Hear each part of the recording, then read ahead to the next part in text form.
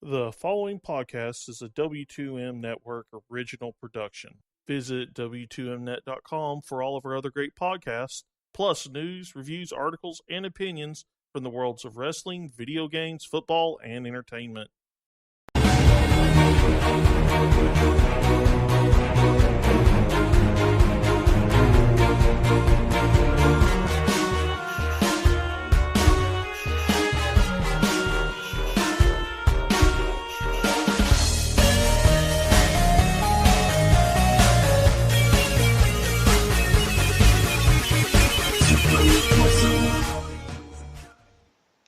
Hello and welcome to another Video Games to the Max. This is episode 157, and I am your host, Sean Garmer. Here with me, as always, Mr. Marc Morrison.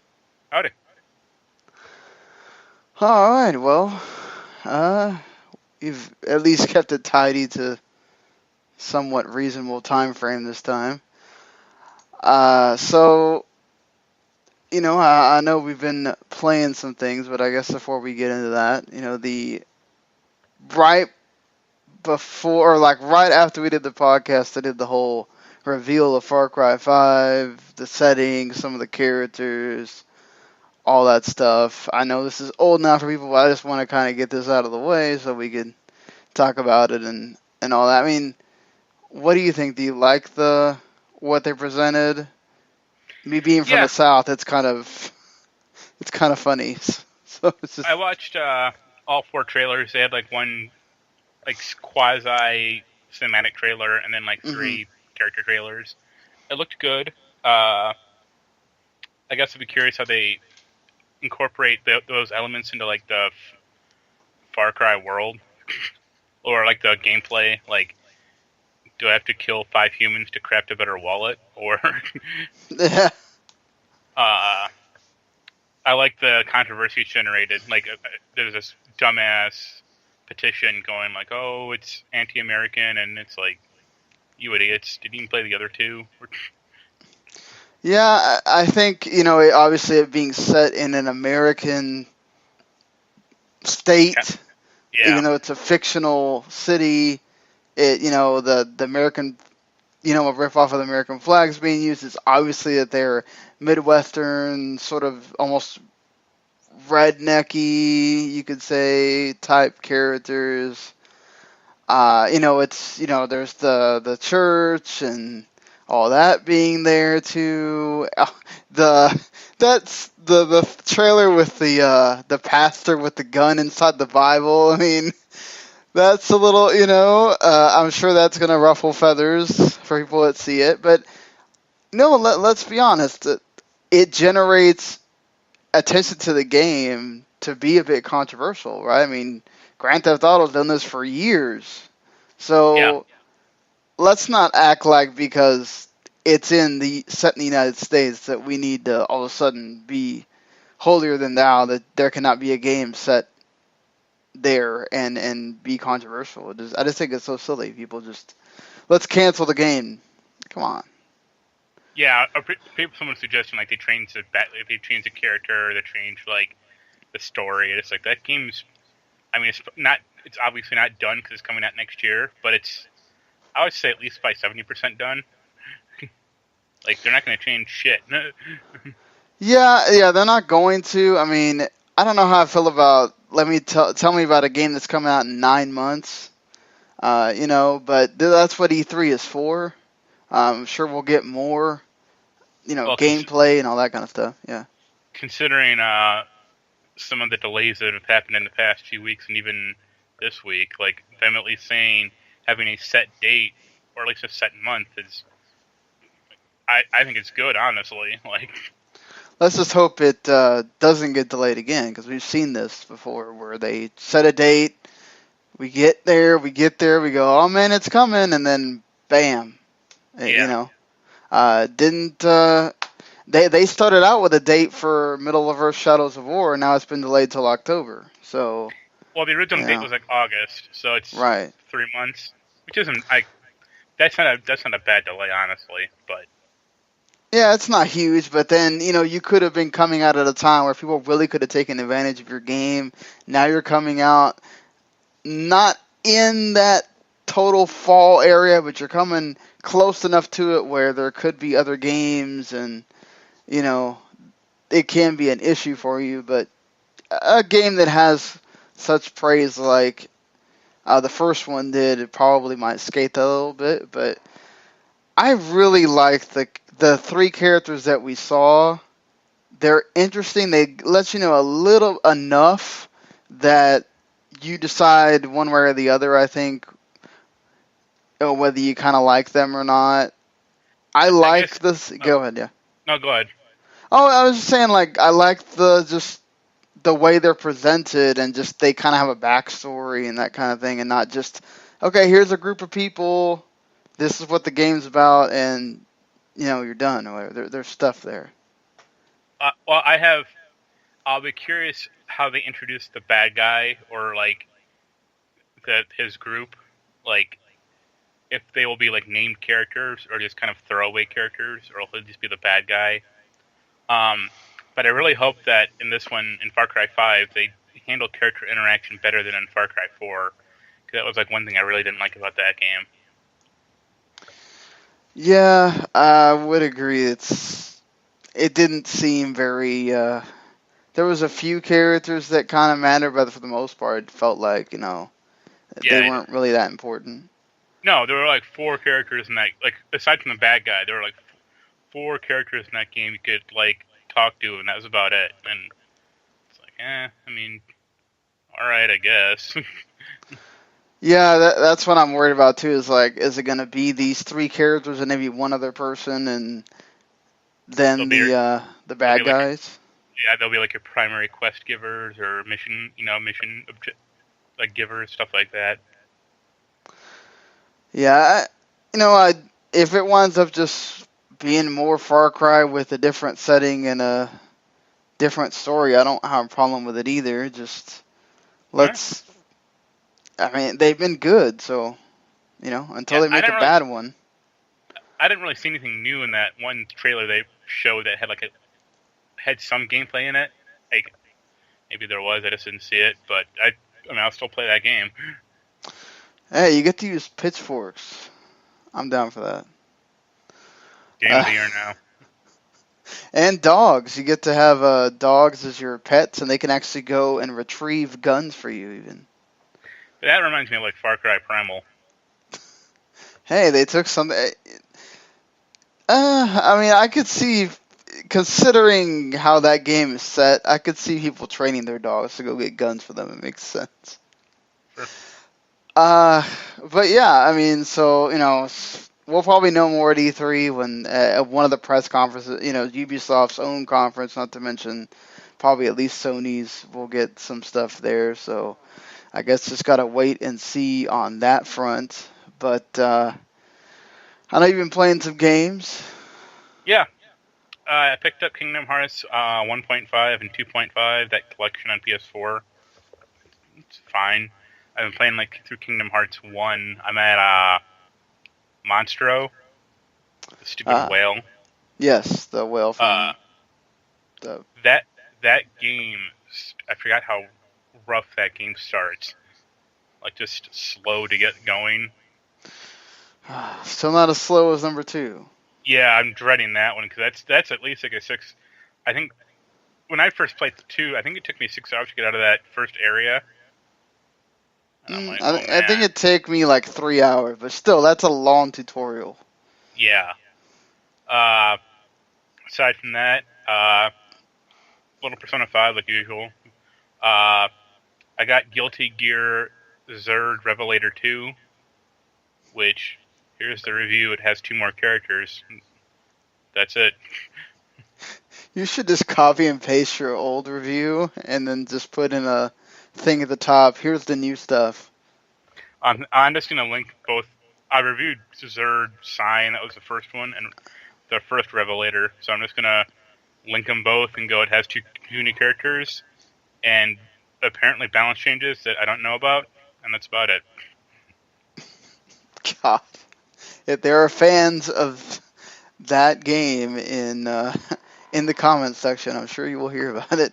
I don't mind updates to games like Street Fighter. I thought like every iteration of Street Fighter 4 is pretty decent because it had at least 4 new Right. characters, and I think Ultra Street Fighter 4 is the best one because it had like different moves, and if you could switch between like the 2 Ultra moves, stuff like that. But this is literally 2 new characters and a new non-playable story anime. Oh boy! So is the story another 1 hour spectacle? Yeah, I pressed play and I walked away, and it eventually finished. I got money from watching it. Like, even if it was good, which I mean, it looks fine. Like I'm not gonna like bash the quality of the anime. Like it looks good, but it is so dense and hard to get into that there's no way any normal person could be interested in like watching it. Like you're an anime fan, and I could have you watch it. So why is it so dense? Because it's trying to tie into crap from all the games, which is Strike 1. And Strike 2 is it has characters. One of the main characters in this anime is that man. that is the character's name is that man, and I'm like, all right. And there's a bunch of like weird lizard creatures like who are like bureaucrats who are just hanging around, and I have no idea what the fuck is going on. And there's a whole FAQ for the movie, like to explain what is going on. And it's like once you've reached this point, it's maybe time to try to stop this. Wow. Yeah, I mean, if you do have to have a fact to explain your story mode, that's who an is issue. That man? The question in everyone's minds. But shouldn't a game be given some kind of, plaudits for trying to go to its hardcore fans, I guess? I mean, that's what they're aiming. That's the people that are going to buy this update are the fans that really like these games. I'd imagine not a new person. Well, no, because it's already offered as DLC for the first Revelator. You can just buy it as a $20 add-on for the 2 characters. $20 for 2 characters? Jeez. Yeah. So I don't buy that argument because they're releasing this as a full product for $40.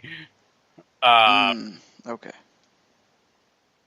I mean, fans will buy it. I mean, regardless, but it's just like it's not like it's a weird thing because like the training mode in that game is like so good at teaching new players how to play the game, like compared to most fighting games, and then they have basically no story mode is insane. Yeah, that seems. I don't need something as in depth as like Injustice 2 or Mortal Kombat X. Like that's beyond them probably. But I mean, just pick a character and play 5 or 6 fights, and maybe have some basic story sprinkled in. Like that's fine. Yeah, like most fighting games, where like every 2 or 3 fights, there's some kind of little story thing that happens before. Yeah, like I don't need like understanding some of the characters' motivations would be helpful. I guess they just expect you to get it.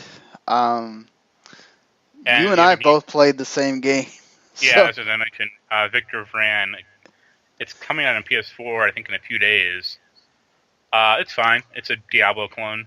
It's a little more action-oriented than, like, I would say Diablo, or especially Van Helsing. Because you can roll. You can do that in Diablo 3, but this one feels a little more peppy. And it can jump, and, like, wall jump and stuff like that. It has 2 DLCs included. One's, like, Shattered World, I think. I haven't played that one. Fractured World, I think, yeah. Whatever. But the other one is like a Motorhead DLC, which is weird. Very weird. Awesome. You just get to hear Motorhead the whole time while you play. While Lloyd Kaufman talks to you. Yes, while Lloyd Kaufman talks to you and Lemmy's there, but he wants to be left alone to play his poker game. Go ahead. I was gonna say the intro to that story or like that DLC is insane. Like, I typed it out for a friend of mine, and like this is the first sentence, first few sentences. The pub at the end of the pub at the end of time stands here, as it has always been. The power of rock keeps it whole and with purpose. A place where the rebellious misfit who wanders the worlds can get lost in the anarchic revolt of music, bravely trying one of the hazardous concoctions mixed by Lloyd. And it's like, yep, all right. Yeah, and then like Snaggletooth apparently. Yeah. It was like that game is like it's not like Diablo, because Diablo had like specific classes, like like basically warrior, mage, rogue, stuff like that. This one you always play as Victor. Your class is determined, or really your attacks are determined by what weapon you're holding. So like hammer, and the outfit. Yeah, they wear. Yeah, like the outfits are basically like you can get more special meter if you take damage, or it always regenerates, but you don't get the special meter like if you take damage. Basically, that's not a huge difference. But like you only have 3 attacks per weapon. One's like a basic attack, and then like 2 are more like specialized, and they have like cooldowns. But like weapon variety is like very important. Like you have guns or swords or hammers or guitars and this motorhead thing, which I haven't tried yet. Which seemed like the weakest weapon, which is kind of ironic, but yeah, wouldn't surprise me. I'm using like the scythe right now, which is pretty good, and then that's what I just got. Yeah, but it's good. Like it's good. I played it on PC a while ago because it's been out on PC for a few years, or at least a year, and it's a good game. Yeah, I enjoy it. It's like go ahead. Go on. Oh, go ahead. I played like an hour and a half while we were doing the wrestling podcast, and I got to switch with I got everything from the shotgun to the hammer, which I liked using the hammer the most, and I got the scythe right towards the end before I stopped playing, and I got the ability to like switch between the 2 weapons. Yeah, that's helpful. And you also like get something called Destiny cards, which can like give you boosts, like more health or more critical damage, stuff like that, which is like pretty helpful once you get them. Yeah, I got the one that gives you like 250 health added, or I think I have one now that whenever a critical attack happens, it causes an explosion. So that's pretty fun. And you do have like the specials, which seem like they take forever to go on. Yeah. And the delay is sometimes annoying when you got this big enemy in front of you, and you're like, I want to kill this thing. Come on. The one kind of cool thing about that game is every dungeon has challenges built into it.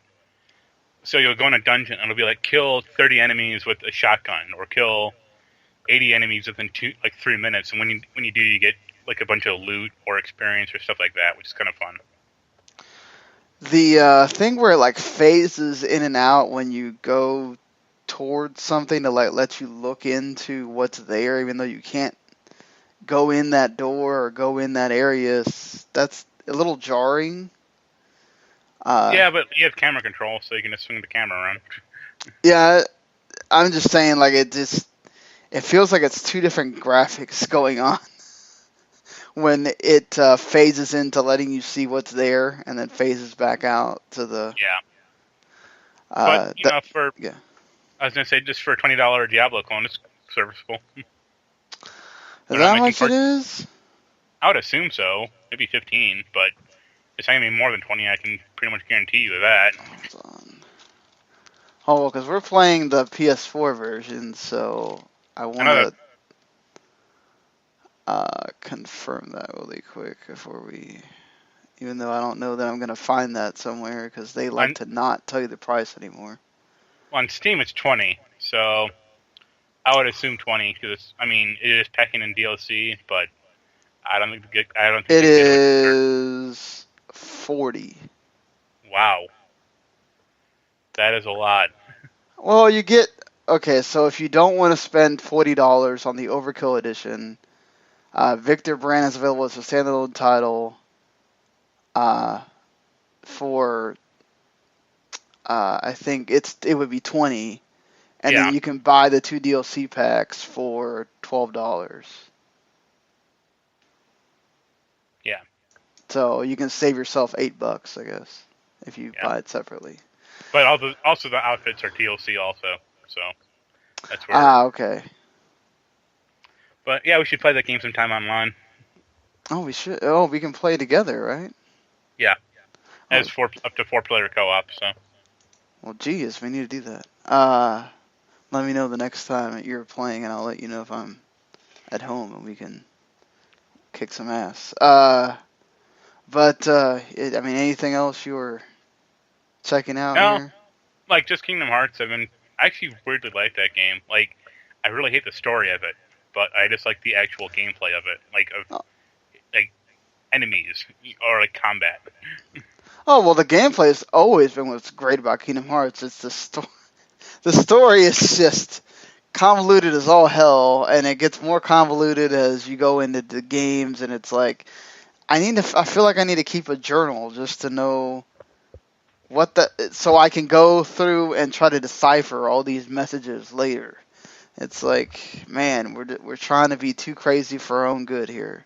No, I also forgot how bad certain elements of that game still are. Like I always hate the gummy ship stuff. Oh God. But like I did the jungle sliding mini game, and that was terrible. And I did like some other mini game, and I'm just like, this is awful. Like, what is I going like on? the skateboarding kind of thing. Wasn't that in 2? I don't mind that. I hated the having to swing from the vines thing. Yeah, I did that too. I don't know. I forgot how far I got in to 1 before I stopped playing, because then Stephanie said she had the game and was going to review it. So I was like, okay, well, I'll just play this whenever I feel like playing Kingdom Hearts again. Because I played through the first one on the PS3. I'll definitely play that. I'll finish that game, and then I'll probably move on to 2. But the trophies for that game are insane, because it's like beat Kingdom Hearts 3 or beat Kingdom Hearts 1 3 times. It's like Jeez. Like no. on normal, on easy, and on hard. Why? It's like, no, thank you. And one of them's like beat the game in under 15 hours. It's like you can if you don't collect anything and just skip every scene. And I just blow through it and don't care about anything. It's like, all right, go ahead. Yeah, I still need to see if Chain of Memories works better on that, because on PS3 it was so slow that it was almost unplayable. Yeah. So. And I'm also thinking about buying, and I told you last time, I'm thinking about buying NHL 17. It's $10, right? Yeah. Why not? Why not? I don't mind. I don't like sports, but I actually don't mind a hockey game because you can fight in it at least. Well, there you go. It's a positive to get a hockey game. You can fight in there. But let's get on to talking about other stuff. I guess really quickly, PS Plus games that don't start until next week. Killing Floor 2, which we have a review of on WTMnet.com. Life is Strange. Is this the first episode only, or is it the whole thing? I think it's the whole thing, because the first episode might have been free before. Abyss Odyssey on the PS3. World Rally Championship 5 on the PS3. Neon Chrome, which is actually a pretty good game, which we also have a review of on the site for Vita and PS4, and then Spy Chameleon for Vita and PS4. I know Daniel kind of liked Killing Floor 2, so I'm kind of interested in checking it out. I know it's multiplayer based, so I don't know about all that. I already have Left 4 Dead. That's enough. Yeah. So the sort of news that kind of hit yesterday was Nintendo. I don't think they really wanted to talk about this, but they sort of did because I guess somebody finally asked them straight up, and they go, "Well, yeah, we're gonna have 3 different pricing models, which is pretty much like the standard for online now. It's gonna be $4 for a month, $8 for 3 months, and $20 for a whole year. That's really cheap. That's $10, I think, than the previous reports were saying. How much of that is because we really shouldn't expect anything from this, or that they really feel like if they overcharge for half of it being on a phone app, people are gonna get pissed? I think it's pretty much all on a phone app. So, I think it's cheap if you don't think about it. Like, $20 for a year, cool. Like compared to like Xbox Live or PS Plus, which is I think $60 a year, or like at least $50. But those things are built into the system. This thing is not. Like, you need a phone to run it, and if you don't have one, like, go fuck yourself. Like, so that's kind of a bummer. Yeah, I mean, most people have a phone now, though. Maybe not a smartphone, but you have a phone. Yeah. Go ahead. I mean, it's fine enough, and like I think the other thing you'll talk about is better with it, like the Netflix thing. But I guess it's okay. Like, I guess I'm curious, like, how well their infrastructure can actually handle it. Honestly, I'm gonna be honest here. Like, I really don't like as great as Super Mario Brothers 3 is and all that stuff. Like, and I like playing everything I can on my Switch. I just, to me, if I'm Nintendo, like, I get it that you can't do it for the Switch games because you don't have that many, and the publishers are probably gonna back out if you add them to something like that. But like, there needs to be more than just NES for that thing. You may want to explain the story first before you launch into a rant about it. Well, I mean, okay, so you're right. We need to explain this. So, okay, so originally the idea was that they were going to do one NES game and one SNES game a month for that month only, and it has online play as a incentive for you to download it and want to play it that month. And then I guess it would encourage you to buy it. Now, Nintendo has officially come out and said that they don't know when they're going to do anything with Virtual Console. That's also probably delayed to 2018. And that it is not the same as this thing that I was about to rant on. That now, instead of doing the... first of all, now there is no SNES for the time being. It's only NES games. But now there's going to be a subscription. The $20 a year is part of a subscription service that will get you a select number of NES games that you can play. It does not say if you can download them, so Game Pass for Xbox may still have the leg up on that. It's perhaps a PS Now, but you don't have to rent. It's pretty much would be like Nintendo's version of PS Now, but with NES games. I mean, there's a few things. You sound pretty negative on this. I'm actually pretty positive. For one thing, you don't need to download a NES game. Like, those things are a megabyte a piece. Like, streaming a NES game is going to be nothing. Like, whatever. If you have to stream it, fine. Who cares? Right, but with Nintendo's way of online, they should let you download it so that you can play it wherever you want. That's the whole point of the Switch. I mean, yeah, but also I have to think about if they have a way to authenticate if you're online or if you have a subscription or not yet. Like, I mean, that'll be built in, I assume, but you never know. my problem really is it's just NES games, like you said. Like, I would like SNES, obviously SNES games, but I can't think of too many NES games that are two-player that I would want to play with someone. Like, I'd imagine they would just be adding just random crap to say that, because if you're saying that Super Mario Brothers 3 is going to be on there, right? That has the two-player thing. I forgot, but like I wouldn't be surprised if Zelda is one for 1 month and they just add some dumb online thing just to say that they added it,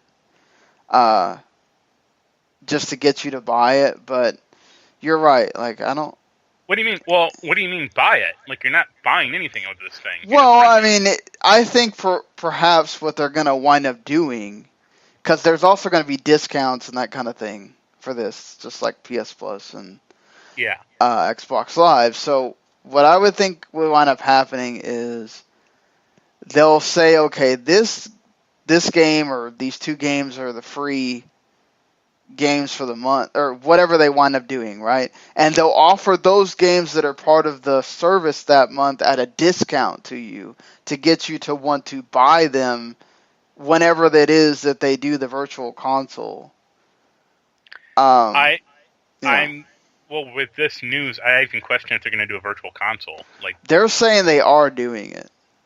I mean, yeah, I think they will for like higher end games or like end systems, like a SNES virtual console, or even like the fabled GameCube one, if it can handle it well, or maybe even N64. Wasn't that the whole point, though? They were making a big deal about how there was going to be GameCube virtual console games on the Switch. I mean, those are the rumors. I don't think they ever actually said that, like officially said that. But also, like, for me, this thing will really depend on just the library. Like, I don't think they'll be switching games in and out. I think they'll just have, 50 games at launch, and that's it. Like, here you go. I would want them to have at least 100 NES games, but I honestly can't think of like 20 NES games I'd want on that thing. Like, maybe 15, but... Well, I mean, maybe the 30 that were on the NES Classic. I mean, yeah, but even, like, half of those weren't multiplayer focused or anything like that. Like, I also don't think, like, this, like, it'll have to be mandatory for them to add an online component to the game. Like, if they do, it'll just be like a leaderboard or something like that. Like, they're not going to add, like, a... Well, it says right here in this thing that we have from the Kotaku report that those games will have online functionality. Yeah, but leaderboards. Like, it doesn't say online play. That's what I was saying. Like, it could just have some dumb thing that doesn't mean that it's two-player, just something that says, okay, there's online. I mean, I'm not bothered by that, because a lot of original NES games, weren't designed for two-player, or, like, they didn't have that in mind. Like, you're not gonna have a two-player Super Mario Brothers 2. Like, I get to be the princess, and you get to be Toad. Like, that's not gonna fly. Yeah, you'll have two-player Super Mario Bros. 1 and Super Mario Bros. 3. And even the original Mario Brothers you could do, because that had that as a multiplayer component. I look at, for NES games, I'd want multiplayer. I'd want, like, Contra. They could do Punch-Out, I think. Like Mike Tyson's Punch-Out, that'd be cool. Maybe, like, Double Dragon. Yeah. But not even Tetris, because the original Tetris on NES was not two-player. Right. Which is weird. But there's not too many NES games for two-player that I'd want to play.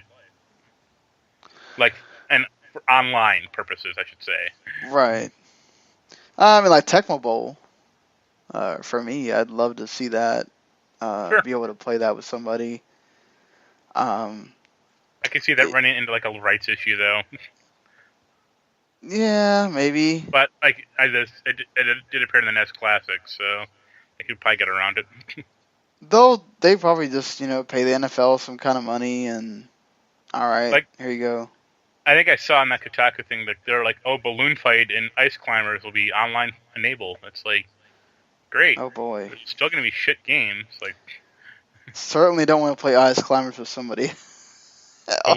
Balloon Fight is fun for like 5 minutes, but that's about it. Like, Bubble Bobble. There you go. Let's play that. Or you could play Gauntlet with other people. You say Bubble Bobble, but I don't think that exists anymore. Why No. not? Wait, It's wasn't that on the NES Classic? I don't know. I don't think it was. Now you're making me have to go look this up. Oh, hold on. But I mean, definitely. What was the other game? Yeah, it was. It was. There you go. So yeah, I mean, Gauntlet would be perfect for it. I mean, I don't know that you want to play that version of Gauntlet too long. Or like the Turtles arcade game would be cool. Yes. I mean, yeah. I mean, obviously, first of all, we'd have to see what kind of third-party stuff they get on this. Normally, the third parties with the classic games, they're all for that. I mean, they're putting a Namco museum on the Switch, for God's sakes. So, that's what's so funny is like all these big publishers are like, let's put my classic games on your console first, then we'll judge the whole thing by how those old games work. But I don't know, it's the greatest strategy, but who knows? It could work for them. Something that's a little bit more, I think, closer to both of us. I loved Advance Wars. They have finally come out and talked about, and this seems like a really kind of lame excuse, honestly, of why they haven't done an Advance Wars. And one of the people they talked to, their reasoning was, it's harder to create relationships between the characters compared to Fire Emblem. And I don't have a clear idea of what kind of setting it could have. My response to that would be, go on. I mean, like, what, does it have to have a real war that it's set on? I mean... Well, my response to that person would be, why does it need characters? The other ones had characters, but they were basically just your leaders. Like, you didn't have to have a relationship with them. Yeah. Like, I just don't... Why does it have to have Fire Emblem stuff in it? Why can't it just be a strategy game? This seems like really weak reasoning for that, but whatever. Nintendo does their own thing. Who knows? They could maybe surprise with it, but I'm not going to hold my breath. You know what's funny is I actually never played Advance Wars. You didn't? I played a game called Military Madness on the TurboGrafx 16. It's called it's part of a bigger series called Nectaris, and it's the same thing. Yeah, I mean, basically, it's just you go on a map. It's literally a hex-based strategy game with tanks, and it's exactly the same thing. It's just older. Yeah, I mean, there's really nothing like too complicated about it, and they don't have to make it overly complicated. Just see, that's the thing. Like they tried to do that with that. God, I don't know what it's called now. That game that Nintendo wants to make you forget exists on the 3DS. That had like the crazy Abraham Lincoln and all that, whatever. Oh, Codename Steam. Yes, that's what happens when you get too cute with a strategy game.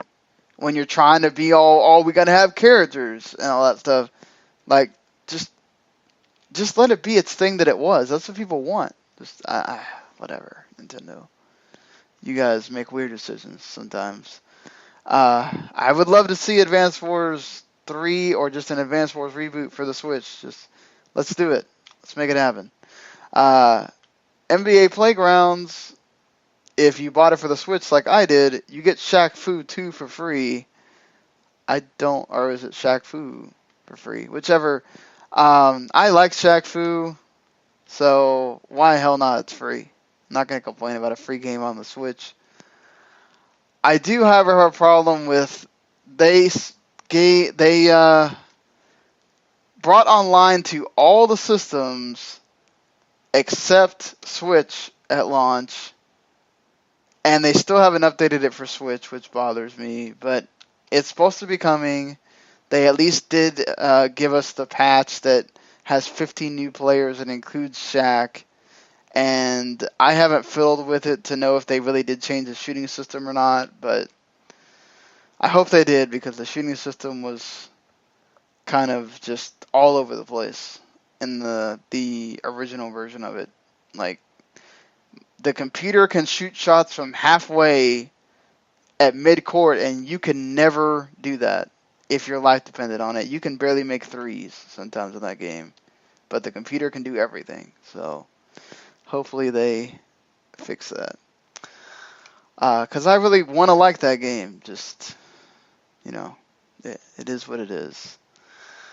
Let's go play the old EA NBA Jam on the 360. Yeah, I can do that. Now you're making me want to go downstairs and play that game. Assassin's Creed's Egypt character got leaked. This is not... I don't know how much you can take from it, but... I think the name is dumb. Bayek. I feel like maybe that will get changed. It's probably like pretty authentic. You can't just have him, be Probably. called Ezio or George or something. But like that doesn't exactly roll off the tongue, or isn't memorable. I mean, why not just name him Turok? Why not? I don't think, like, when you said, hey, my character's named Ezio, I don't know that a lot of people thought that was a great name either. It fit the theme. I guess it's also that's a what real they do. name. That's true, though. That's true. Who knows? There could have been Egyptian people named Bayek, for all we know. Like, I don't know any personally to be able to tell you, but... did you like Ubisoft changing their logo from purple to white? Oh yeah, the biggest news of the week. I know they had to make a whole news thing about that. Like, what? Why? You changed your logo. Great. It doesn't look really that much different than the other logo, except for it's flat now. Okay. Yeah. Thank you, Ubisoft. Thank you for that. This is going to head that forced takeover by Vivendi right off the bat, isn't it? Yeah, exactly. Vivendi's going to be super pissed now that they changed that logo. I know something you're probably really excited. I like the Marvel vs. Capcom series as well. I just don't know if I'm going to buy the game or anything, but they've pretty much leaked the full roster, allegedly. There's 14 Marvel characters and 13 Capcom ones. The one Capcom one could be Frank West that is not listed, but of course this is only MCU Marvel, so no X-Men or whatever, in case you've been living under a rock that you don't know this. Ant-Man, Captain America, Captain Marvel, Doctor Strange, Gamora, Hawkeye, Hulk, Iron Man, Nova, Rocket, with Groot, Spider-Man, Thanos, Thor, Ultron, no Star-Lord, probably DLC. Arthur, Chris, Chun-Li, Dante, Firebrand, Jeddah, and Morgan from Darkstalkers. Monster, just Monster Hunter. There's some character from Monster Hunter in the thing. They haven't said like who it is or what it is. Nemesis, Ryu, Spencer, Strider, and X from Mega Man. Yeah, this roster is, I think, kind of weird. The Marvel is pretty much everybody you'd expect, sort of. I don't give a shit about Nova. I don't know about you. I agree with you. I don't care about Nova either, but they got pretty much the hits. It'd be cool if they had like Shuma Gorath in it. He's kind of a funny character, or maybe like War Machine. Like I think their over-reliance in the MCU is bad, honestly. I think that's what they wanted it to be, though, because the storyline is sort of based on that, too. Yeah, or like, if you're going to go that route, have like Scarlet Witch in it, or Quicksilver. I think there's also DLC characters that we're not going to know about, probably maybe at E3 or something. But honestly, it's a Capcom roster that really kind of bums me out. Isn't Like, this like half of it's like Street Fighter guys that you wouldn't give a crap about? No, actually that's kind of the problem. There's only 2 Street Fighter guys in this thing, Chun-Li and Ryu. Yeah, so no Ken. And like there are at least 2 Resident Evil characters. Like, do we need that? So Arthur's from Ghouls and Ghosts or whatever, right? Yeah. Okay. So is Firebrand. Why? So you're gonna have 2 characters from a game that barely no one has heard of or even has played it in the past 20 years. Hell, they didn't even put Arthur in the second Project X Zone.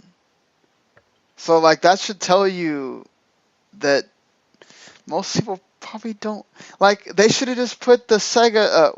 What's his name? The Sega Saturn dude. They should have just put him as a character at this point. I would actually be more interested if they put in like more rival schools characters, like Batu or someone like that, or Heidi, someone like or more Darkstalkers. I'm fine with that too. Well, they got 2. I mean, that's more than I initially thought. I'm surprised Nemesis is one of the Resident Evil characters. Like, Capcom used to have cool characters like BB Hood, or I mean, she's Darkstalkers, obviously, but or Hayato, or like Tronbon would be kind of fun. You gotta have Tronbon in there, but probably not.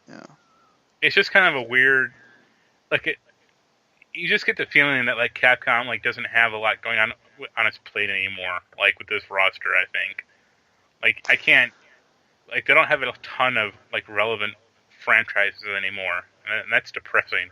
Well, they don't. Like, how much of their stuff is remakes or remasters now? Like, it seems like half the stuff that comes out for them is, oh, here's another Resident Evil game you played 1,000,000 times. Go ahead. I have a friend who does a YouTube series where he like explores a different world of like ports on games, like the port of Worms, Armageddon, or like Star Fox 64. And I told him about the Resident Evil Code Veronica port that's hitting PS4 this week, and he was like, "Are you kidding me?" Like he didn't believe me, and I linked him to the page, and he was like, "Wow, this is bad." So, like, what Resident Evil game is... So, what, it's just 2 and 3, right, that are not on the new systems by now? So far. Well, and they're remaking 2, so... I'm sure when the remake hits, they'll include 2, like the old 2, though. Probably, like buy the old 2 for, like, $5, because we want to screw you over. Yeah, or just, we'll do the up-res... this game to the PS4 for $15. Why not? And that game can't be any up-res more than it already is, trust me. Yeah, you're right about that. Yeah, I mean, I guess we'll just wait and see what the DLC is or whatever. I mean, but I am interested in that game. Like, that'll be like one of the games that I want to get for review. But it just seems kind of weird to me. I wonder if they're going to make this a platform or if they're going to go back to the old...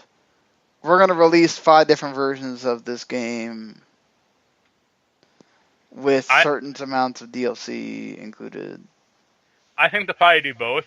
Like, they may just go, if you have the base game, here, you can keep buying more characters for it, but if you want to buy, like, a cheaper version of, like, Ultimate Marvel vs. Capcom Infinite, for $40 and 5 more characters, here you go.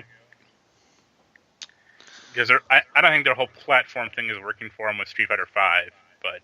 I think that's because they rushed that game, though. Yeah, they fucked that game up too much when it, like, launched, but no one cares about it anymore. As long as you do this right, which somebody needs to do it right, because, Harmonix didn't do Rock Band right either. It took them forever to finally make it to where it's sort of Rock Band again, and there's still stuff missing.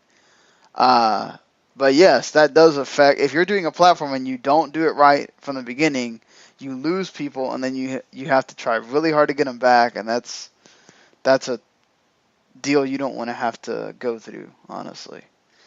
Yeah. So, Capcom, make sure you learn from your mistakes and do this one correctly, honestly.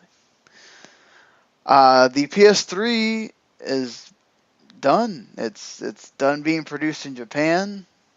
I figured they would stop producing it here and in Europe first, and then Japan second. But they've done the other way around. I'd imagine, U.S. and Europe, that's going to be pretty quickly as well.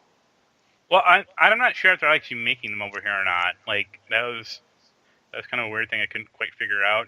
Like, because they probably just make them all in the same factory, and then Right. they slap firmware for Japan or America or Europe on them, and that's it. But yeah, I don't think it's going to be out for too much longer in like in Europe or America, like you said. Like that thing's done. It'll be a weird, forgotten footnote.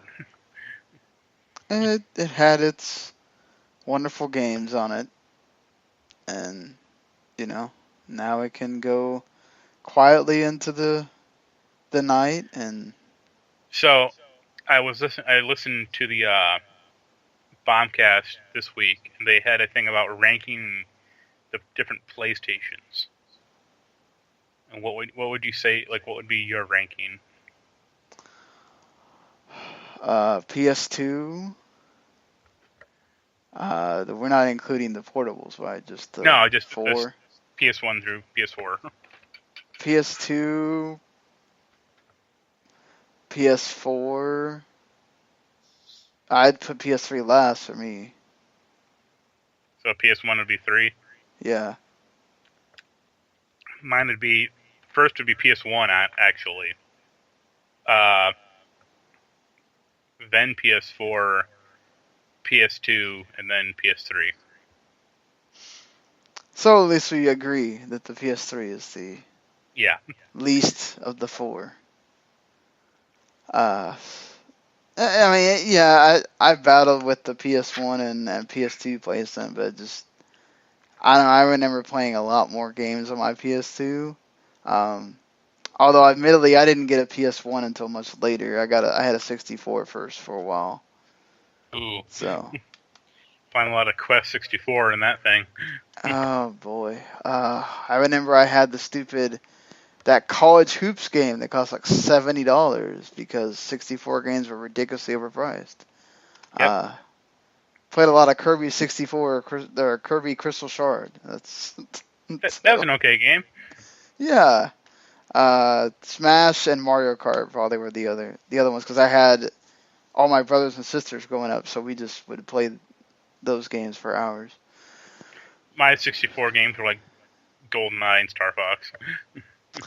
I don't know how many times I played Star Fox over and over. I was never really that big into GoldenEye, but I loved Star Fox. That was awesome. And I actually think Mario Kart 64 is the best Mario Kart. I agree. I had to argue with Randy on the dang podcast that he said it was one of the worst ones. I said, what are we talking about here? He said Double Dash is the best one. I was like, no, Double Dash is not one of the best. It's one of the... see. Whatever. Double Dash, it has one really cool track where it's a very small oval, which is I actually think is a cool track. Every other track in the game sucks. And the the 2-character model is lame. Yes. I don't get the point of it. I don't either. It's just like, come on now. Like, I mean, for me, go ahead. I was gonna say it's like, okay, one character drives, and one character throws the shit at other players. It's like, I don't need that. Yeah, it's like, why do I need another character to throw shit at? Like, in the other games, it's just you do it yourself, or it just appears from under your cart. Like, who cares? I mean, I think that option would be kind of cool on Switch, actually, because, like, if you have kids, like, for me, like, just to have, me and my daughter can be on the same team and she just throws stuff, and I'm the one that drives, cool. But, like, if you're an adult, I don't see why you need that at all. Yeah. I mean, for me, it goes 64, Super Nintendo, and then Deluxe. For me, it goes 64, and that's it. I haven't played Deluxe, and I actually didn't like Mario Kart on SNES at all. I just have too many memories of the SNES, so I can't take it out. But yeah, just the 64 one, just having the 4 players and all that stuff. It was so much fun. Like the battle arena, like yeah, it's well, I mean, it's all subjective in the end. I was gonna say one interesting fact about that game. Originally, Donkey Kong wasn't in it. And really? The 8th character was going to be a Magic Koopa. Huh. There's a couple few screenshots of like the Magic Koopa on like the character select screen, which is kind of cool looking. Didn't they take Koopa out of the 64 version? No, or is that another one? No, Magic Koopa, not Koopa. Okay. The like robed Koopa, like the guy who has a wand. Oh, okay. Yeah. Ah, that would have been cool. Yeah. Fuck Donkey Kong. Like Donkey Kong. I mean, like Donkey Kong is so hard to use anyway. Like it's just. I mean, he's great for like if you want to barrel into somebody in like battle mode or whatever. But like as far as using him as a racer, it's not the best. So now that we've gotten way off things, I was surprised to see this. I mean, I guess I shouldn't be surprised because you're gonna let go of the actual developer and then go, oh wait, Hitman actually made money, so maybe we need to keep it going. They are actually looking at external investors to try to carry on Hitman, even though they let go of the studio that makes it. What kind of like Kickstarter bullshit is Square trying to play this time? No, they're just going to see if they can find people to pay to keep Hitman going while what team is going to work on it that doesn't know anything about Hitman? I mean, Konami. Ubisoft will make those make Splinter Cell Hitman. Yep, that's what we need. We'll find some location and charge you the money for it. Why not? Like, if they're gonna do anything with it, they should just give it back to IO. Like, they're not though. They're just gonna say this and it's gonna sit in development hell for a while, and then they'll just forget about it. Probably. Yeah. Just like Deus Ex. Yeah, they'll say, oh, it's going on hiatus. Then they'll partner with People Can Fly so they can make some action game. What? I don't. I mean, finally a Square version of Bulletstorm. I want to hear Sephiroth talk about his big swinging dick. God, I could see him doing it. Waving his sword around. Yeah. Sword around like a giant penis. His extra the extra scenes is him and Cloud talking about their swords. Yeah. Speaking of Sephiroth and Cloud, Square has now decided that CyberConnect 2 are not enough for this remake. That, by the way, is not coming out for another 3 years, if that. For episode 1. Yeah, for episode 1. They are actually apparently desperately trying to find people to keep making that game, to keep working on that game. It's episode 1 of 24 parts. God, please no. I can understand like why. I mean, it did cause like a huge uproar when it was announced, but I have a feeling this Final Fantasy VII idea is not going to go over. It'll end up being a bad proposition for them. Oh yeah, or they won't make their money back on it for all the stuff they invest. Like the problem, I think the core problem with Final Fantasy VII, like trying to do that, is that game had a bunch of locations. Mm-hmm. and had a lot of story into it, like a lot of extra story you don't necessarily need in a remake. I mean, they did say they were changing that around, so. Like, you don't need fucking Barrett's like prison break bullshit or all that crap. You got to keep the cross-dressing Oh Cloud, yeah, though. Don Cornelio, whatever his name is. Yeah, Yeah. you got to have that in. No, I mean, I agree with you. That's why they said they were editing it. I mean, that's the reason I'm going to buy this thing eventually. So. Yeah, we could all be old farts by the time that game comes out. Like them honestly moving it in house makes it gonna be even longer development time. Mm-hmm, like, yeah. say what you want about CyberConnect's like, quality of games, but they can actually pump out games every year. Yeah, and then, that's also split between, okay, we're making the remaster of 12 right now. We are still pumping out content for Final Fantasy 15, and that looks like it's not going to stop for a while.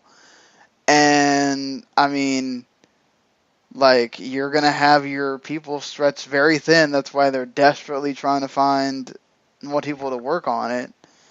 And it's just...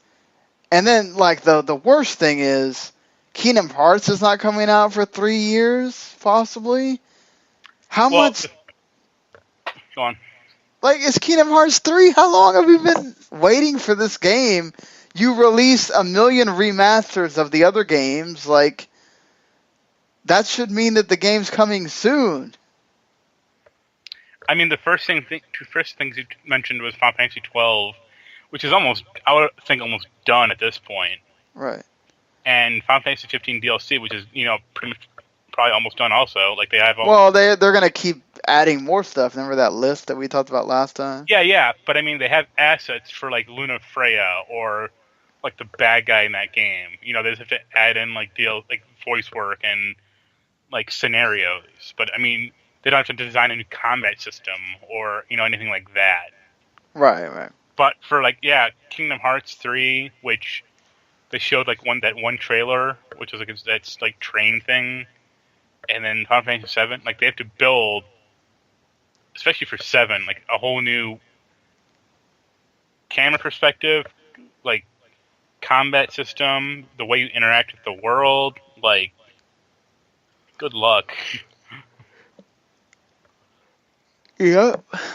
And...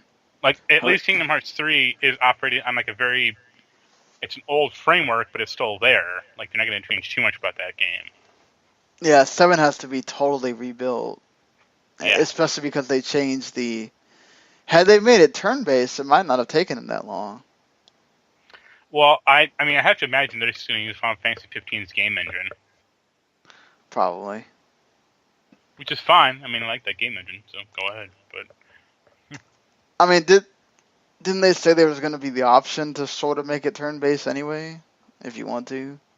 yeah, but that'll probably just be like the Mass Effect turn-based, where like the game pauses and then you can switch between characters and tell them what to do. That's good enough, I guess, if you want that in your game. So, like, they're not making a traditional turn-based like Persona 5 style game.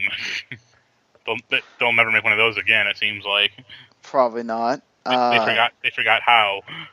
Unless it's not Square. Well, unless it's not Square doing it, which they still do it for Bravely Default, and they do it for these the RPG Factory games, which these same people that made I Am Setsuna, and this game looks very much like I Am Setsuna, except for it's brighter, and that's pretty much it, because it has the same Chrono Trigger type battle system, and I guess the characters are going to look different, and the game is called Lost in Spear, spelt Sphear. Only Square. It made me think that Lost Odyssey and Odin Sphere had a baby.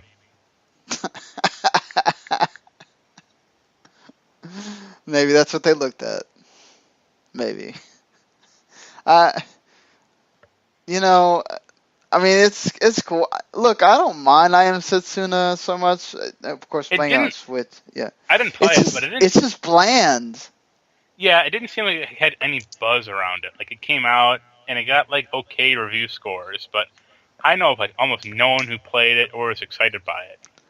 It's like you're walking around in snow half the time, and it's like not the world is just very dull, and the characters are just they're kind of. And I mean, I love the battle system because I love Chrono Trigger, but it's just like I'm basically walking around so I can get into battles and. You know what that game could have used was a time machine.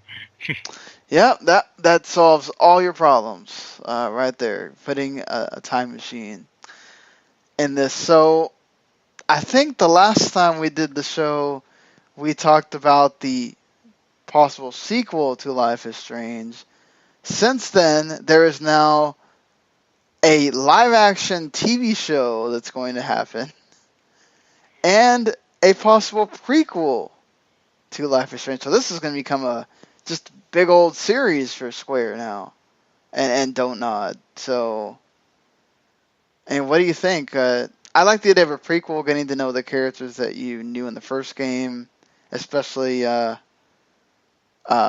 Rachel, because she wasn't there for the first part of that the first game. I'll be curious how they do that. Like what the gameplay hook of that will be. I should say. Sorry. Like, will Rachel have time powers also? Yeah. Like that might be kind of cool actually, but. Do they give hints that maybe she does in the current game? There's some weird stuff. Initially, there were a few theories that like Max was going to be Rachel at some point, like that she just like went for like I think further back in time, or like time looped in on itself or something like that, or like she became Rachel and like because she like wears a similar outfit in one of the episodes that like Rachel does, and it was like a hand me down, but it might have been like a whole grandfather paradox, like she got the outfit because Rachel was wearing it, but Rachel was wearing it because she was just really, got it from Max, stuff like that. But yeah, I don't want a traditional adventure game. Like I want it to have like a crazy hook with it also. Let's hope that there's something special about the prequel in there. What do you think about a TV show? I guess I'm more leery of that. Like it'll really depend on the casting. Or like what network it'll be on. Like I could. Well, like, it's a digital. Oh, that's lame then. I mean, it's possible it could be on a network, but apparently it's it's like a digital thing. Like it would have been cool if it could be like a CW show. Like I don't think you watch it, but like that Riverdale show was like shockingly good. Like if they got the guy who did that. It's just PS View doesn't have CW, so like I can't watch anything on that's CW. It's called Torrent, son. But like if they got the guy who did that, like that'd be great. I mean they don't, because I think he's doing like 5 other CW. He does all like the CW superhero shows. So what bothers me is that like the people involved can't seem to come together on what they're doing. Like there's one person that talks about there's going to be characters from the game, and there will be a new version of Arcadia Bay and Blackwell Academy. Then another person says, well, it's the beginning of the creative process, and I can't really say what's going to be in there or what this is going to be, if it has anything to do with TV shows or not. But at least Don't Nod says that the TV show is going to have nothing to do with whatever they decide to do in the sequel. So that's good. I mean, we'll see. I doubt half of this stuff gets made, honestly. Because that's how stuff goes. I think the prequel probably gets made because it has to do with the games, but we'll see if the live-action TV show gets off the ground. That's a whole other ordeal in its own right. So yeah, just want to see something, whether it's the sequel, the prequel, or whatever at E3. Let's see what they decide to It'll show. be a side story in the mirror universe where everyone is evil. Why not? Let's do it. Let's have it happen. Square, just come on now. I think just some short things here. Pyre has a release date now, which is the third game from Supergiant Games, which they've made 2 fantastic games in their history. It comes out July 25th for PS4 and PC. I'm sort of interested in it. I'm interested in it, but I also didn't. I loved Bastion like everyone else did, but I didn't particularly like Transistor. I like Transistor. It took me a while to get into. I like the combat a lot, but then the game broke on me, and I was like, "Fuck this game." Take-Two bought the Kerbal Space Program developers. They might make a Kerbal expansion. No, I know they already they announced it a while ago, but they're just going to continue making it. Well, that's cool. I never played the first game, so. It's barely a game. Like, I mean, it's fun. Don't get me wrong, but it's like a hardcore rocket building simulator. Oh boy, I don't know about all that. I'll let you play it and tell me how it is. I know Daniel really liked it. So, Iron Galaxy has a new game called Extinction. You're a lone warrior that takes on giant orcs and other monsters to save a city. Seems rather generic. That trailer looked kind of cool.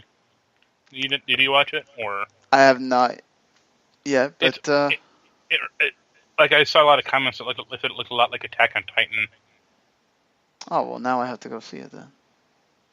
Like so you should have put Attack on Titan like in the bold, and I would have watched that trailer immediately. There's like a scene where like the guy, I think he has like a sword and he also has a grappling hook, and he basically cuts off this orc's hand, and the orc is like 100 feet tall, and then the hand just grows right back, and the guy just looks, he just has this expression like, "God damn it!" It's like F you, man. So some small entertainment things here. Animaniacs is in development for a reboot. Steven Spielberg is gonna come back and be an advisor, which means probably gonna be awesome. I loved Animaniacs when I was a kid, so just don't disappoint. I liked about half of Animaniacs. Some of the characters or skits didn't quite work. Oh, so Pinky and the Brain again? Please. No, man. Bring back Pinky, Elmira in the Brain. Good idea. Bad idea. I can't believe they did that. They ruined a good show. Sin City's gonna have a TV show. We don't know anything other than Sin City's gonna have a TV show. So I don't want them to have a TV show. I did not. I mean, it can't ruin it any worse than that last movie did. Yeah, did you watch that? That was bad. I liked Ava Green in it, but that was about it. Yep. That's pretty much it. I'm not gonna lie. That was one of the good reasons to watch that movie. The rest of it, I don't know. I really liked the first movie. Maybe they can recapture that. I mean, they'll try, but also the problem is they're not going to get any of the cast to do it. Oh, I'm sure. Maybe Jessica Alba's not doing anything. Why not? She's setting up a company now. Oh, really? It's constantly getting sued. Well, that's not good. She'll need some more money, so get to acting again. No, her company is worth like $1 billion. Oh. Okay. Well, her company is called like Honest Truth Company or some stupid like supposed to be like naturalistic food and company, or like food and organic product company, but a lot of the crap has like chemicals in it. That seems counterproductive.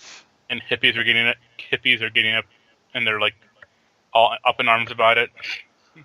Well, you're kind of marketing it to them, so you need to make sure that you are making them happy, at least.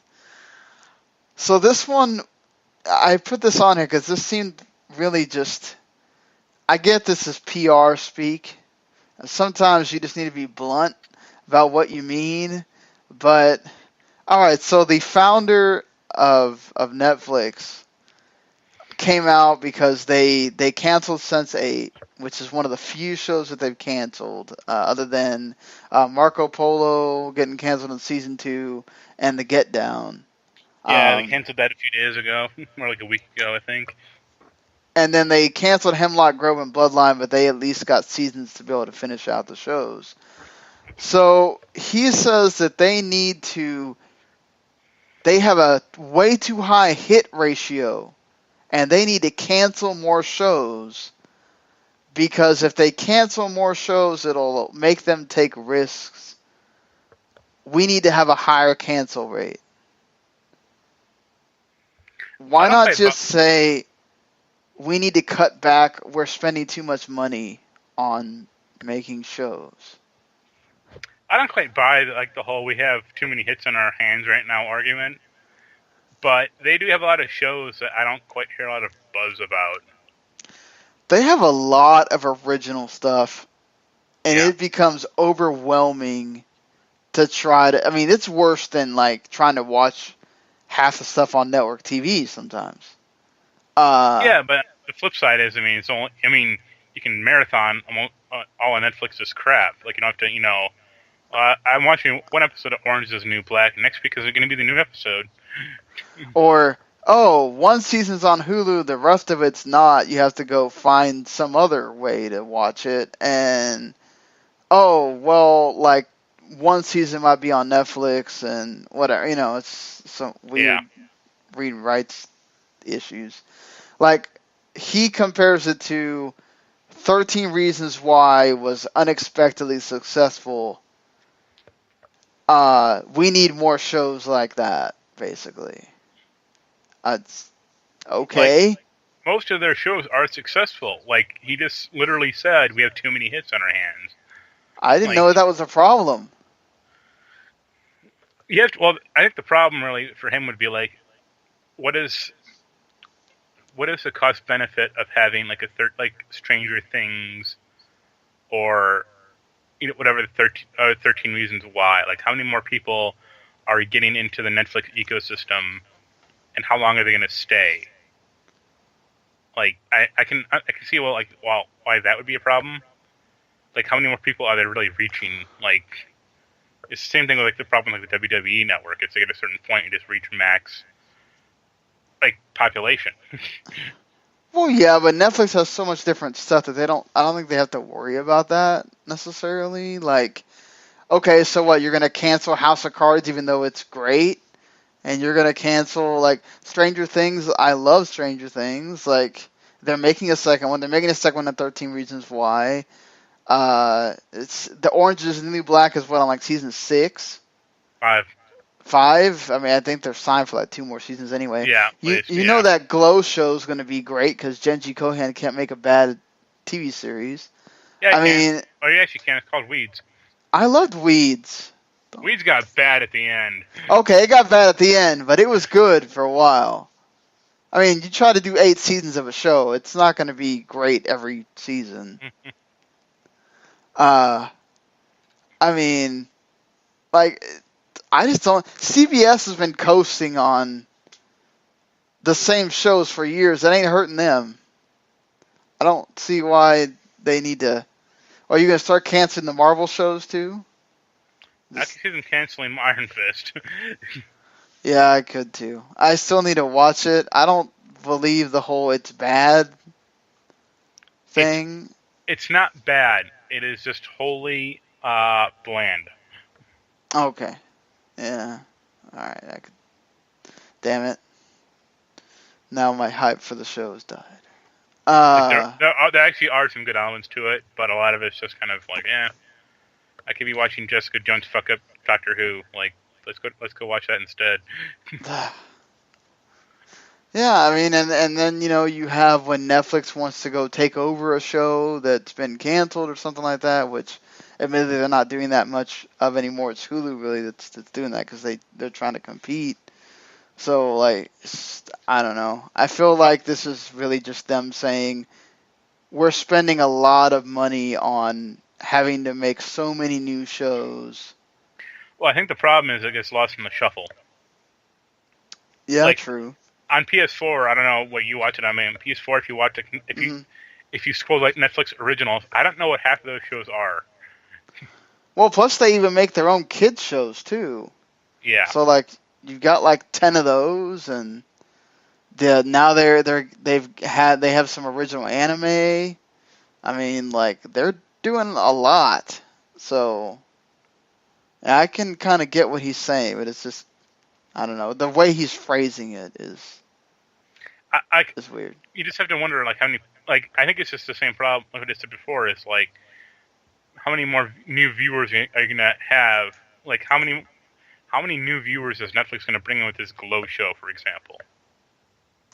That they don't already have. Like that's the critical piece. But it's like who's not part of Netflix, that's never had Netflix before, that is also a wrestling fan, that might decide they want to get Netflix to watch this show. Netflix is such a like part of the vernacular now. It's just. I mean, yeah, but they'll get Netflix for a month and watch it all, and then cancel it. Right. Or do you get the free trial and you don't even pay? Yeah. So it's because you could literally just try to binge watch it all in like a couple of days and not even have to pay for it. So it's like. That's also a thing of I don't know how many people are doing that, but there's also people that scam. Oh yeah. And I do just that. never pay. I'm borrowing my friend's account right now. I mean, I'm not talking about that. I'm talking about the ones that just keep creating emails. Oh. And just never pay for it or whatever. Like I have paid for Netflix before. My problem really is like just what I said. Like I'm only interested in a few Netflix shows like they do anyway. So I never want to keep it around like for a whole year. If it wasn't for my daughter who watches it all the time, I wouldn't have it probably. And the shows I do watch are mostly are sometimes incomplete. Right. Which is weird. Exactly. Like I like I like an old sci-fi show called Sliders, and they had 5 seasons of it, and they're all on there, but it's missing like 2 episodes, and it's just weird. Or the whole they have some seasons but not others. I hate that on Hulu too. It's like, oh, we're gonna have 2 seasons of something, but not, and they're not even in order. They're like season 7 and season 10, and then not the other ones. And it's like, okay, this is weird. Yeah, I think a few years ago Netflix had all like Law and Order on it, which is awesome, or like half of it. Yeah. And then they got rid of it, and it's like, well, there goes a big reason to get rid of Netflix now. Like, yep. And like they have SVU on there, but it starts like season 14. So yeah. This is where SVU got really shitty. So I'm gonna not watch this at all. Yeah, that happens a lot with just rights issues and all that too. It's just well. Yeah, because NBC show and they want to put on Hulu. Right. So. You still have to, I mean, you have Hulu, right? Yes, I do. Are there still commercials on it? I have the commercial free. Yeah, that's why I don't like Hulu. Because I was binge watching Lucifer and I got tired of the commercials after like episode 8, and I was like, you know what? I'm freaking paying the $4, and then now I can't imagine. I mean, I still have to deal with it on PS View, but like I can't imagine watching a show on Hulu now and having to deal with the commercials because it's just nice that you don't. You know that internet download manager program we both use? Yes. When Hulu first came out, you could download shows from it with that program. Oh, wow. It was awesome. Like, Hulu was not encrypted whatsoever, so you could just click download, and it would just straight download the Flash video file. And it was rad. Oh, I bet that's that's great. Too bad it can't do it now. Like, I still have episodes of like TV shows that ripped from that thing, and it's like, all right. I mean, it's good quality. It's good enough. And serves my purpose. Yeah, you can still watch it, so that's all that matters. I hate the proliferation of Hulu also. Like, What do you mean? A few years ago, Trey Parker and Matt Stone, they put all their episodes of South Park on the website, and the reasoning was just basically like, people pirate our shit anyway, so why not make it easy for you? Which is cool. Like, the show's been around for 20 years, and if you're gonna watch an episode from like season 4 or whatever, why not make it on a place that's like good quality, no commercials, just easy? Right. And Hulu took it over, and they got rid of all that shit. Yeah, well, they had to, because then Hulu wouldn't really make any money off of it. Yeah. But, I mean, the thing that bothered me was once the stuff with this is starting to hurt our people not watching things live, so we're going to cut we're now going to make it a glorified on-demand service for a lot of shows, because we want to make sure that you watch on cable or watch on something that we can actually get some kind of advertising back for. And I mean, that's all fine and good, but it really, I think, kind of put things in perspective and then like Time Warner got really extreme that they wanted to kill on demand period for them because it was starting to hurt viewership or whatever. And I was just like, this is ridiculous. Like, this is the way it is now. People watch stuff after it airs. It's like that was like music companies bitching about Napster or like iTunes. Yeah, it's like, what? Oh, now everything's on Spotify or some other streaming service. Hell, the Beatles are on Spotify now. Like, just get used to the fact that you're paying I mean, I know Taylor Swift decided she's not going to be on it because they don't pay him enough, and that's fine. They should pay the artists more. But, like, that's what YouTube is for. Yeah, exactly. But, I mean, get used to the whole you're paying $10 for this, and that's how you get your music. I mean, that's what it is. You get your TV shows that way. I mean, I don't know if movies will ever go that route, but I hope so. The hell was that? Something just crashed. I didn't hear anything. I hope that... I don't know, maybe that was my dog ran into something, because he can't lay in my... I can't have him in the bed, because we're trying to cure the whole place of fleas. So... Did you get Revolution? No, we got this, like, it's just... We might have to buy him the damn collar, and... So, no, it's my child waking up. She fell asleep, and I don't think she knows where she's at, really. All right, well, I think that's going to do it here for us this week until the next one, when, we'll be a week closer to E3, probably do our predictions and all that. Yep. As she yells at the dog. So... All right.